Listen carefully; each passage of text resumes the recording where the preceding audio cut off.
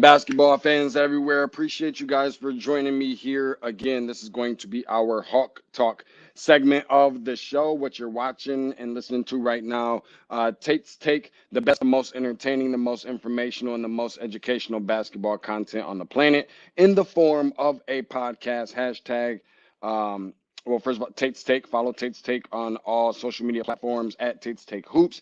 TATESTAKEHOOPS. Hashtag where basketball lives. Now, without further ado, of course, we're going to talk some NBA playoffs. I told you, Atlanta Hawks, probably the hottest team in arguably the hottest team in the NBA playoffs thus far. And without further ado, as promised, want to make sure that I can bring my great buddy in here from the green room. That would be nobody other than, there we go, my guy Steve Holman, the voice of the Atlanta Hawks basketball club. Find him on social media, particularly on Twitter, at Real Voice of Hawk. First and foremost, Steve, how are you? I can imagine what great spirits that you are in. You've been doing this for quite some time, and you've seen a ton of basketball, Hawks particularly. How are you doing? Yeah, great. This is a great day after a great win last night, and what a performance by all of the Hawks. And I think they really showed a lot of people around the country who the Hawks are. Yeah, I definitely wanted to ask you about that. Do you feel like this team kind of has, whether it be, I don't know, not necessarily media, but just fans of basketball in general that watch the NBA, finally kind of getting the attention? I know they feel like they still have work to do. They got a chip on their shoulder and still have a lot to prove. But this is a team, realistically, that not a lot of people have seen. That's probably why you had some doubters. But there's not been necessarily a lot of nationally televised games, which might be part of it, not trying to make an excuse for them. What are your thoughts on the way that the Hawks have now grasped the attention of some of the people around the league and around the nation? Well, it's exactly what's happened. I mean, it took 5 games against the New York Knicks to get everybody's attention, and it's kind of comical to me to watch some of the national shows and hear them saying, "Oh yeah, well, we told you that the Hawks were a better team, and we knew all about Trae Young." 14 of the 16 ESPN so-called experts online before the series started picked the Knicks, and one of them picked the Knicks in 5. So, I mean, they didn't know. They didn't know what was happening. And for a big part of this series, all they're focused on was what's wrong with the Knicks, not like, what's good about the Hawks. So I think they finally found out. I think all of our young guys, Trae, of course, stepped forward in a big way. But Nate McMillan had them ready, ready to go for playoff action, told them what it was all about. They stayed steady. Last night's game, they got behind by as many as 4 a couple of times. And every time that happened, they came right back. They were very resilient in the whole series. They were not intimidated by the Knicks or Madison Square Garden or any of that other stuff. And they looked like all veterans out there, including the young guys that had never been in a playoff series. I'd be remiss if I didn't do this, and I should have done this to start the show. So let me go ahead and do what I'm supposed to do here just for you, Steve.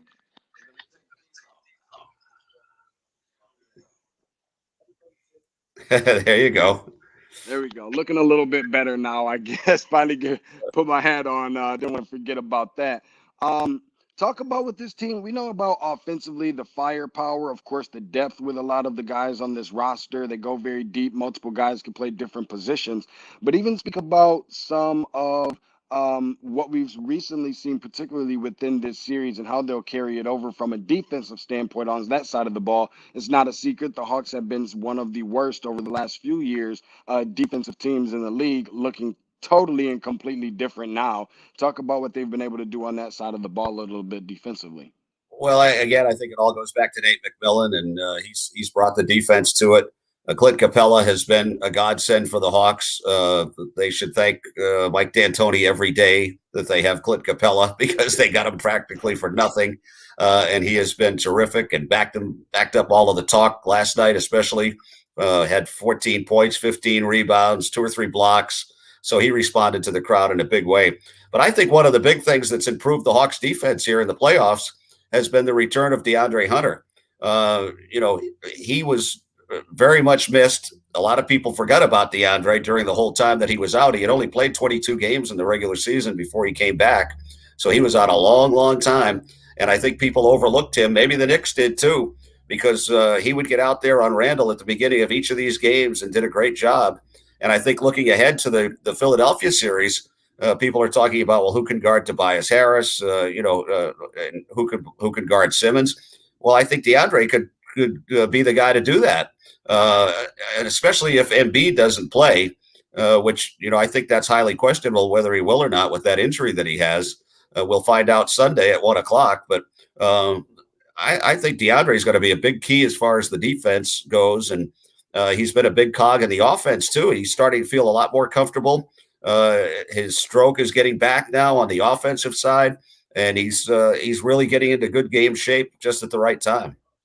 And I was going to say that too, because DeAndre Hunter was a guy before he got hurt that when we saw the Atlanta Hawks go on a nice stretch of games where they were adding a number to the left side of the result column, he was a huge piece to that prior to getting hurt. And for some people who may not really understand or overstand, like, well, this guy's a number 4 pick. He hasn't really looked like much of a number 4 pick, but he is, let's not mistake this, he is the guy that that brings to the table what they need him to bring. It's not what a number 4 pick looks like to everybody else. It's about what the number 4 pick DeAndre Hunter looks like and needs to be for this Atlanta Hawks team. If you remember when Travis Schlenk drafted him at number 4, I mean, he moved up to get him. I mean, that was the guy that they wanted. They were focused in on him. And then to get Cam Reddish at the number 10 was just a bonus pick, really, because they didn't think he would last to number 10. And the same thing with Cam. I mean, he's getting closer to coming back. I don't know if he's going to be any factor in the playoffs or not, but once he gets healthy too, I think a lot of people were looking at this from the Hawks side of things saying, well, it's good that they're going to get into the playoffs. They can get their feet wet. They'll get a little experience. You have to get it at least once. You have to be in the playoffs before you can advance. And I think that they did that. They surpassed that, certainly. Now everything that they do is going to be gravy. And like I say, without Embiid, I mean, I think the Hawks have a chance in that series, as crazy as a lot of people might think. But they're playing great. Nate McMillan has them playing great.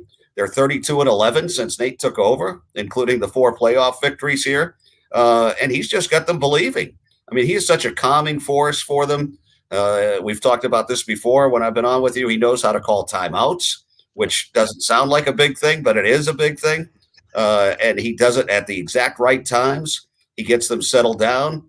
He can rein in Trey a little bit if he gets a little bit wacky with some of those 3-point shots once in a while. But look at him last night. He got 18 points in the fourth quarter. I mean, and that's on the biggest stage in New York. And the New York media, they try to rattle you and bait you into things after they ask you questions. And he had all the right answers. I mean, I thought that was the most terrific thing he did was when he said about his bow. He said, well, it's Broadway. I know what they do here. And at the end of shows, that's what they do. And they didn't have any answer for that. They had no answer for that. And Clint Capella, I mean, all of the stuff he did, and I think what he did was calculated on his part too. I think he wanted to take a lot of the heat off Trey. He wanted to become the villain in the series. And look what he did: 14 points, 15 rebounds, blocks. I mean, you couldn't respond any better than these guys did from top to bottom. I mean, they didn't look scared. They looked like they belonged out there on the big stage. And if when you start looking at people that weren't in the playoffs before, Julius Randle had never been in a playoff game until now after 7 years in the NBA, and he wilted. I mean, and they drove Derrick Rose into the ground. Thibodeau did, I thought, during the series. He played 39, 38, 39, 40. And then by the time he got to last night, he was out of gas in Game 5. He had nothing left to give them, and they ended up playing Emmanuel quickly the whole fourth quarter. That they did, and I do want to say this much before we start talking a little bit more about Nate McMillan and how he'll prepare this team for the second round. But we did see a guy like DeAndre Hunter, again, like you said, who had been drafted a lot because of his defense and some of the offense he can bring. Coming from Virginia, you know how you have to play defense at that program. And he guarded Derrick Rose. He's able to guard so many guys at different positions. I think that's something that helps. But before we get into some of the things about Nate McMillan and preparing this team for for Sunday at 1:00, this is also a team in the Atlanta Hawks that maybe a lot of people didn't necessarily take note of because of the fact that so many of the players that they acquired over the course of whether it be the offseason trades, in addition to acquisitions made through free agency, were not all healthy very often at the same time. Seems like Right. once one guy went out, one guy got healthy, and the same thing kept bouncing around back and forth.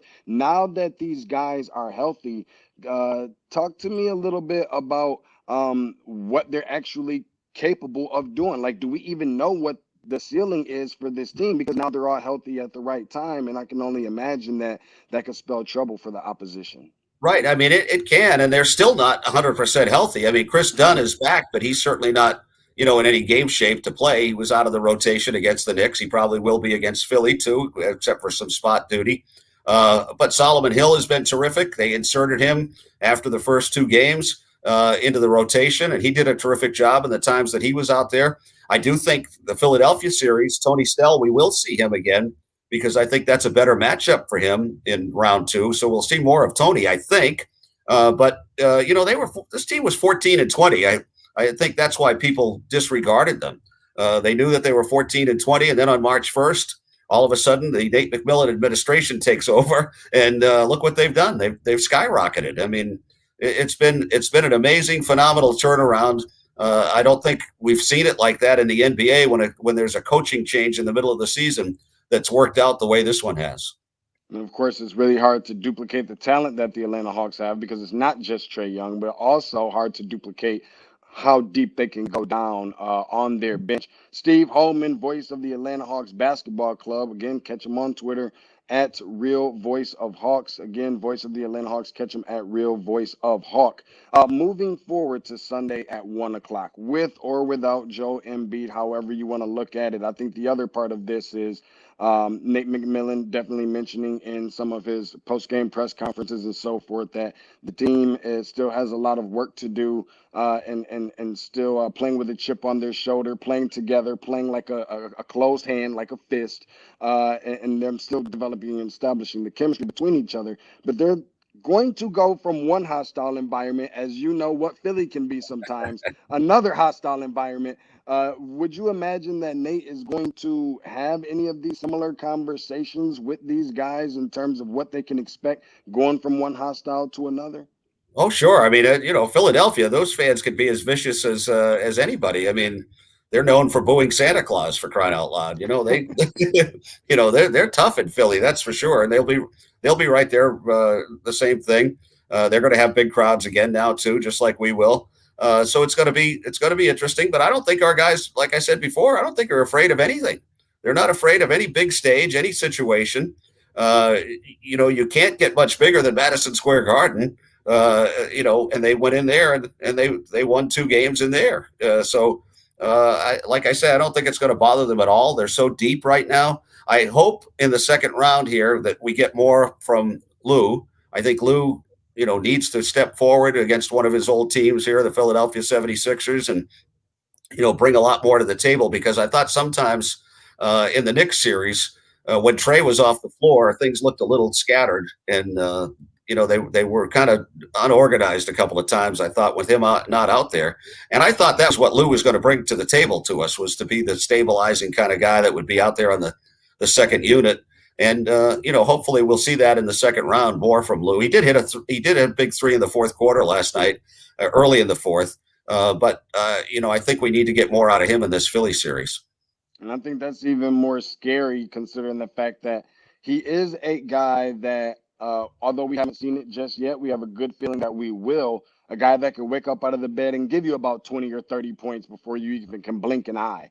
Right. And because we haven't, sweet. The dude's sweet Lou, and because he has that ability, it's something that could bode to be kind of scary for the opposition. Kind of want to pick your brain a little bit on who you feel like the X factors could be specifically for this Hawks team. If you want to mention one for the Sixers, of course, feel free that you can. But who would you say is the X factor, whether it be for this team in this series, or just maybe even a couple bullet points of things that people aren't really paying much attention to entering this series that you want people to keep their eyes and their ears open for? Well, I tell you who might have a say in this series too is Onyeka Okongwu. He really came on in this Knicks series, and I mean, he's a kid. He's just out of high school, basically, and he made some big plays last night, some very, very tough plays while Clint was out of the game. So, I mean, he has really come on strong, and you can see more and more now why Travis took him as the number 6 pick in the draft. I mean, some people were quick to write him off because he was injured early in the year and,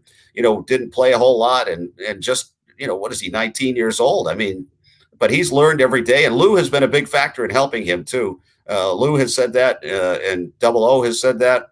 So, and he's learning from all these veterans, and he didn't look scared at all last night either. I didn't think so. I think they're all ready and he could be an X factor. And I already mentioned Tony Snell. He didn't play much at all in this Knicks series, but I think we'll see him more in the Philadelphia series.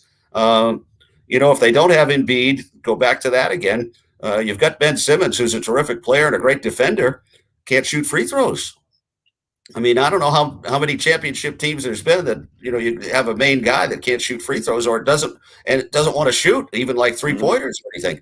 So I think the Hawks that's a guy that I think DeAndre can probably work on. And, I'm sure they'll probably try to throw him on Trey at the beginning of the games. But that opens up things for everybody else. I mean, when these teams try to do that to Trey, all he does is find open guys. I mean, you've got Bogey, you've got Collins, everybody can shoot threes, and you get the alley-oops going to Clint Capella. I mean, there are so many weapons that you just can't leave anybody. You can't double anybody really on this team. And if they try to do it to Trey, and if they put Simmons on him, you know how his eyes light up when he gets big guys on him, guys that are bigger than him. I mean, he just says, "Oh, here we go," and he goes right by them usually. So I think it's going to be a fun series. I think it's going to be another series where I think nationally they're just going to assume that Philadelphia is going to win, and they're just going to bypass the Hawks again and look towards who Philly will play. Will it be Brooklyn or Milwaukee? I mean, the Philadelphia fans, I think last night were yelling, "We want Brooklyn! Bring on Brooklyn!" Wow. So the Knicks fans were doing that too. We want the Nets. Remember that after they won one game, they were dancing in the streets in New York, and they thought they were back to 1970 and Clyde Frazier again. But the same thing's going to happen with Philly. They're going to find out about this Atlanta Hawks team. No, that makes good sense. And even with that whole matchup about Simmons on Trey is very well known. It's very well documented that he can run circles around these guys. Slightly more than 2 minutes here with you, Steve. And I want to jump in here. Of course, I always have to mention this too, because we got to make sure that we keep the bills paid here. This is a quick release part of the show. The segment sponsored and powered by Exotics by Curtis Smith. Look good, feel good, play great. Exoticsproducts.com. All 110% natural products, good for grooming products as well. Exoticsproducts.com. And no chemicals added to those products, by the way. As soon as you get to the checkout area, hit that discount code, Tate's Tate, get yourself 15% off. And with that being said, one of the questions, only a few, about 2 or 3 of them here to finish up with you, Steve, is as it relates to John Collins, how strong do you feel like his performances need to be in order to, I guess, kind of solidify or confirm himself to be able to return as a Hawk? Maybe they can find a happy medium between the organization, front office, and John Collins for him to be able to return back to the team. How key is this series and this playoff for him? I think it's big for the Hawks to have him play well, and he knows it. And I thought he was great in that Knicks series. He got in foul trouble in game 2, and that really hurt. He got a couple fouls in the first 2 minutes, but other than that, I think he's showing people that he's a lot tougher than they thought he was. Yes. He can get the physical stuff going down there too, and do the muscle thing. So I think that's a factor too that people weren't counting on with John. They thought maybe he was more of a finesse type guy, and not the banger, and wouldn't be ready for that type of series where all that chippy stuff happened and the cheap shots by the Knicks and everything. But he stood tall, I think, in there, and I think that was one of the things that stood out to me was how he was able to handle the rough stuff. I want to throw this out here, Steve, because I want to be perfectly honest with you, as we always do here on this program. I didn't have the Hawks winning in 5. I'm not sure a lot of other people did. Steve, tell me where you were at with that Knicks series coming into it, and your prediction for the upcoming series with the Philadelphia 76ers. Well, I felt good about the series. I don't think any of us thought that the Hawks would win in 5. I mean, I did hear from some people, within the organization there that the within the the middle of all of that, that did think they could win in 5. And that surprised me when I heard that too. And I said, okay, well, if you guys think that, well, I'll go with it too. I thought maybe that the Hawks would win in 6. I didn't think the Knicks would win the series. Now, as far as the Philadelphia series, it's really, you can't tell. I mean, you can't make a prediction now because you don't know if Joel Embiid is going to play. I mean, because that makes all the difference in the world, whether he plays or not. I do think the Hawks played pretty well against them this year, even with him. So, they would have a puncher's chance against Philadelphia, even with Embiid. But without him, I think the Hawks have more talent, top to bottom, just like they did against the Knicks. And I think that will, talent usually wins. And Kevin Lockery, the old Hawks coach, I heard him on with Mad Dog on Sirius XM last Friday. And he asked him who he thought would win that series. This was before the 2 games in Atlanta. Kevin said the Hawks. He said they've got more talent. And Mad Dog asked him, he said, well, what about if there's a game 7 in New York and the hostile environment and he said, talent wins. And he said the Hawks would win in 7 if they had to. So lo and behold, they win in 5. And it's hard to make a prediction on the Philly series. I do know the Hawks are not going to be afraid of anything, though. Last question for you here, Steve. You've seen obviously a crap load of basketball, particularly with the Hawks and being a part of this team and this organization and the franchise for such a long time. How different is Trey? You don't get a lot of different guys coming into Atlanta with that kind of flair, if you will, that confidence, that aura that he comes with, that talent. Of all the things that he brings to the table, how is he different from what you've already seen? And I would certainly hope that maybe what he's showing right now will bring other guys in, something that this town has kind of had some difficulty with. How does he measure up with some of the other guys over the course of the basketball that you? Well, that's the main thing. I mean, he became a star in this series. We knew it here, but he stepped onto that big stage, and the spotlights were on him, and he was able to shine. And I think you make a good point, Deshaun, too, because I do think guys around the league are going to look around now, and they're going to see this team. They're going to see Trey. They're going to see Bogey Bogdanovich, and they're going to know how young they are. And, Herder's young. Clint Capella's only 26, 27 years old. So this is a team that the way the contracts are set up, too, they're going to be together for a long time. And I think guys are going to want to step into this thing and join Trey. They're going to know he averaged 10 assists a game in that series against the Knicks. So they're going to know he's going to get them the ball. If they can shoot it, he's going to get it to them. And they've built a whole winning tradition here now through one playoff series. So, and we have a world-class practice facility that Tony Ressler built.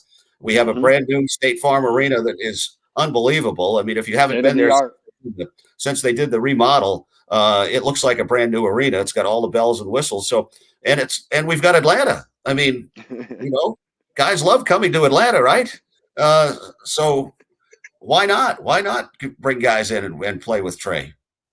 Steve, you always do a great job, and I do appreciate you for making time and having such a flexible schedule to join us. I know I was texting you like crazy. I kind of forgot, oh, that's right. Steve is on the air right now, so my apologies to you. At that time, I just got kind of caught up. All right. Charge it to my head and not my heart. Steve Holman, voice of the Atlanta Hawks basketball club. Again, follow this guy. He's all that and a little bit more too. At Real Voice of Hawk, that is at Real Voice of Hawk. Be looking forward to listening to you in the coming weeks as well. Appreciate you, Steve. All right, Deshaun, let's talk again before they make it to the finals. Okay, sounds good. Looking forward to it. That's my dude, Steve Holman, right there. I appreciate him for joining the program, of course, and overly thankful and grateful and appreciative of him for doing so. And looking forward to that game. That matchup again will take place. Round 1, Eastern Conference semifinals, the Atlanta Hawks being the 5 seed in the Eastern Conference and on the road again, if you will, to the number 1 seeded Philadelphia 76ers. Will it not be without Embiid? That being Joe Embiid, and obviously some of the struggling free throws attempts that Steve alluded to by Ben Simmons. And all that good stuff. So we're definitely looking forward to it. And I was going to ask him, does he think that Trey has been the most electrifying or the most entertaining or the best player in these playoffs so far? Because I personally think that answer is yes. I know that Luka put up some crazy numbers. We've seen Kawhi Leonard. We've seen Damian Lillard. We've seen Nikolai Jokic putting up some really hefty numbers along with some other guys. But I think that Trae Young, not just because of what he has done so far in the playoffs, but the way he has done it in the playoffs and where he's done it in the playoffs, being at Madison Square Garden, arguably or inarguably the most hostile environment in all of the NBA, especially in the playoff setting, embracing it the way that he did, big shot after big shot, owning the stage, aiming to win, and kind of having that little bit of swagger that he takes along with him as well. And having the record that he does in the playoffs, I feel like makes a little bit of a difference as well. So, congrats to the Atlanta Hawks on that. That's going to wrap up our Hawk Talk portion of the show. Gonna do this a little bit later, 4 o'clock. Sean Powell will be joining us, who's been a part of the NBA family for such a long time. That'll be coming up in the coming, let's see what we got here, in the coming hour, if you will. Sean Powell's gonna be joining us. We'll talk to him teeny bit about the Atlanta Hawks, but more so around the NBA in the playoffs as we see things shaking out right now. Got some big time games coming on tonight, some big time games on tomorrow night as well. So appreciate everybody for joining us. Come back around one more hour, actually in 63 minutes. Please and thank you. Remember to go and subscribe. Don't save the conversation for the local barbershop. Don't save the conversation for the local sports bar. We talk it right here where you have a voice. Tate's Take. Find it anywhere you find your favorite podcast. iTunes, Google Podcasts, Red Circle, Spotify, Stitcher, streaming live on Periscope, Twitch, YouTube, Facebook, the whole nine. And make sure that you leave a 5-star rating. Leave up to a 5-star rating. Leave a nice little review if you enjoy seeing the guests that come on this podcast. We've had some really good ones over the course since we've gotten started. And make sure that you go and do your part. Go and subscribe to the channel so that you can get the notifications and the alerts. That way you don't have to just be scrolling through and be like, oh, Deshaun Tate's live. Let's see what he's talking about. So I appreciate everybody for doing that at Tate's Take Hoops on all social media platforms. TATES TAKEHOOPS. Of course, where basketball lives. See you in a minute. Bye.